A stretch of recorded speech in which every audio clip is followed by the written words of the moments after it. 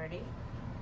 ഒറ്റ കപ്പ് റവ കൊണ്ട് 1 2 3 4 5 6 7 7 ദോശയോളം ഉണ്ടാക്കാൻ പറ്റി.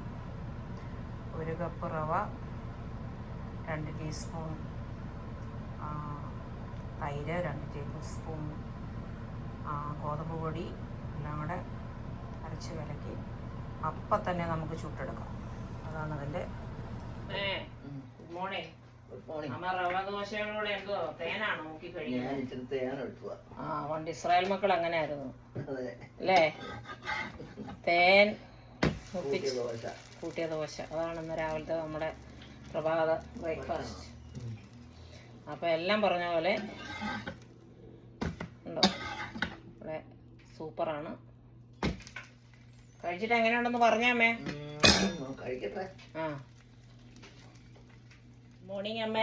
Good morning. എന്നാണ്ട്? നല്ല ദിവസം.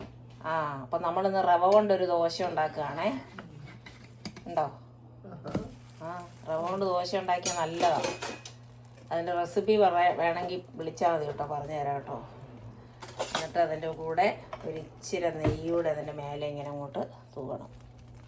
നല്ല ക്രിസ്പി ആയിട്ടുള്ള സൂപ്പർ റവ ദോശ. ഉണ്ടോ? Good morning.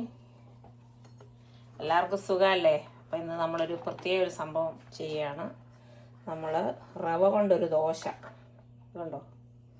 സാധാരണ നമ്മൾ ദോശ ഉണ്ടാക്കുന്ന പോലെ തന്നെ റവ വെള്ളത്തിൽ കുതിർത്ത് അരച്ച് അതിൻ്റെ കൂടെ 2 സ്പൂൺ നമ്മൾ തൈര് ഉപയോഗിക്കുന്നു. ഈ കൺസിസ്റ്റൻസിയിൽ. പിന്നെ ഗോതമ്പ് പൊടി 2 സ്പൂൺ വേണം. എന്നിട്ട് നമ്മൾ അന്നേരം തന്നെ നമുക്ക് ചൂടാം. പക്ഷെ ഞാനിത് തലേന്ന് ചെയ്തതാണ്.